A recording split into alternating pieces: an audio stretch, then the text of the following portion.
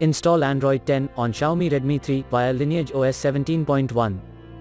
Please check the description for important notes and all the download links. First download ROM and GApps packages, then transfer the downloaded files to the phone storage, link is in the description below. Step 2. Boot your device into TWRP recovery. Once in TWRP, click on Wipe, Advanced Wipe, and select the check boxes, as shown in the image, excluding internal storage. Step 4. Swipe the button to wipe the device. Step 5. Go back to the recovery main screen, and tap on the Install button. Step 6. Navigate to the storage, and select the ROM zip file. Step 7. Finally, swipe the button on the screen, to install ROM file. Step 8. Flash the GApps zip package, in the same manner.